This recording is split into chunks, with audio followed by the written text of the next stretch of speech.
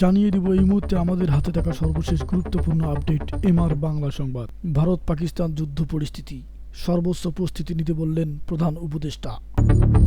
সার দেশের সামনেই বগুড়ায় এনসিপি ও বৈষম্য বিরোধীদের মধ্যে হাতাহাতি সংঘর্ষ। সাবেক এডিসি ইশতিয়াকের বিরুদ্ধে ট্রাইব্যুনালে রাশেদের অভিযোগ। সব জ্বালানি তেলের দাম লিটার প্রতি কমল 1 টাকা। ভারতে ঢুকে পাকিস্তানি সেনাদের গুলি, সীমান্তে সংঘাত গড়ালো 6ষ্ঠ দিনে। পিটুনিতে নিহত সেই শামীম মোল্লাকে বহিষ্কার করল জাবি প্রশাসন, সমালোচনার ঝড়।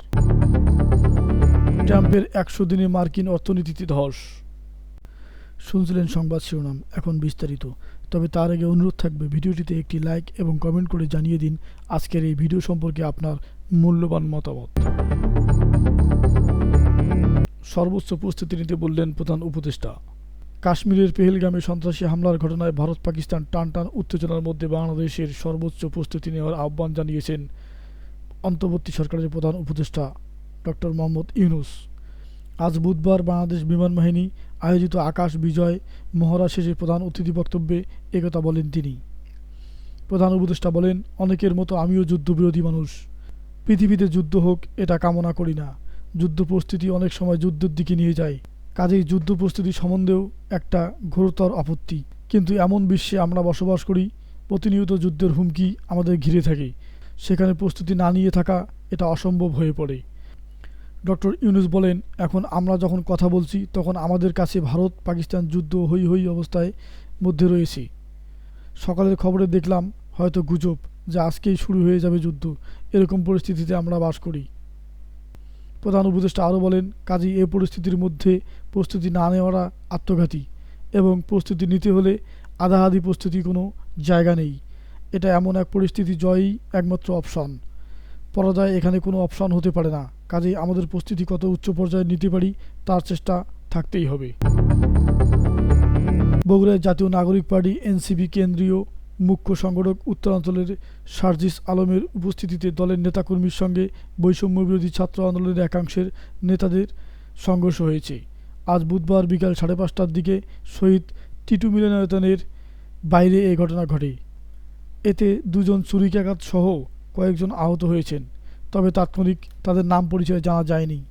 গণহত্যাকারী আওয়ামী লীগের বিচার এবং রাজনৈতিক কার্যক্রম নিষিদ্ধের দাবিতে আজ বুধবার বেলা 3:30টায় বগুড়া শহরের শহীদ টিটু মিলনায়তনে বিক্ষোভ সমাবেশের আয়োজন করেন এনসিপি।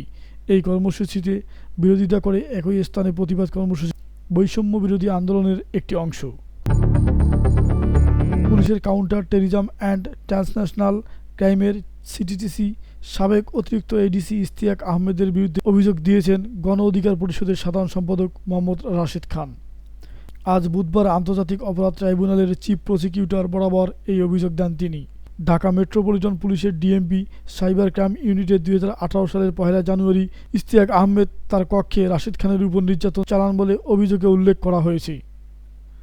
রাশেদ খান বলেন, 2018 সালের 1 জুলাই গ্রেপ্তার করার পর প্রাথমিক চিকিৎসা শেষে তাকে ইশতিয়াক আহমেদের কক্ষে নিয়ে যাওয়া হয়। সেখানে তিনি জুতা পরা অবস্থায় তার গোপনাঙ্গে লাথি মারেন। তিনি ইশতিয়াক আহমেদের সর্বোচ্চ শাস্তি দাবি করেন। এর আগে ইশতিয়াক আহমেদকে গ্রেপ্তারের ব্যাপারে গত মঙ্গলবার ট্রাইব্যুনালে হাজির করা হলে তাকে কারাগারে পাঠানো হয়। সকল প্রকার জ্বালানি তেলের দাম লিটার প্রতি 1 টাকা কমিয়েছে বিদ্যুৎ জ্বালানি ও খনিজ সম্পদ মন্ত্রণালয়। মে মাসের 1 তারিখ থেকে এই দাম কার্যকর হবে। আজ বুধবার মন্ত্রণালয় থেকে জারি করা প্রজ্ঞাপনে একথা জানানো হয়। প্রজ্ঞাপনে বলা হয়, মে মাসে ডিজেল প্রতি লিটারে 104 টাকা, কেরোসিন 104 টাকা, অকটেন 125 টাকা ও পেট্রোল 121 টাকায় বিক্রি হবে। এপ্রিল মাসে এই দাম সব জ্বালানির তেলে আরও 1 টাকা বেশি ছিল লিটার প্রতি। প্রজ্ঞাপনে বলা হয়, বিশ্ববাজারে জ্বালানি তেলের মূল্য হ্রাস ও বৃদ্ধির সঙ্গে সামঞ্জস্য রেখে স্বয়ংক্রিয় পদ্ধতিতে দেশে ভোক্তা পর্যায়ে প্রতি মাসে জ্বালানি তেলের মূল্য নির্ধারণ করা হয়। তারই অংশ হিসেবে এই দাম নির্ধারণ করা হয়েছে। ভারত অভিযোগ করেছে, পাকিস্তানি সেনারা আন্তর্জাতিক সীমানা পেরিয়ে ভিতরে ঢুকে গুলি চালিয়েছে। গতকাল মঙ্গলবার দিবাগত রাতে টানা 6ষ্ঠ দিনের মতো সীমান্তে গুলি চালালে পাকিস্তান সেনারা পাল্টা জবাব দেওয়ার দাবিও করেছে ভারত। ভারতীয় সংবাদ মাধ্যম এনডিটিভির প্রতিবেদনে এ তথ্য জানা গেছে। প্রতিবেদনে বলা হয়েছে, ভারত নিয়ন্ত্রিত জম্মু কাশ্মীরের পরগওয়াল সেক্টরে আন্তর্জাতিক সীমান্ত পেরিয়ে গুলি চালিয়েছে পাকিস্তানি সেনাবাহিনী। লাইন অফ কন্ট্রোল এলওসি বরাবর টানা ষষ্ঠ দিনে যুদ্ধবিরতি লঙ্ঘনের একদিন পর এ ঘটনা ঘটল। গতকাল মঙ্গলবার দিবাগত রাতে নওশেরা, সুন্দরবনি এবং আগ্নুর সেক্টরেও হালকা অস্ত্রের গুলি চালিয়েছে পাকিস্তান।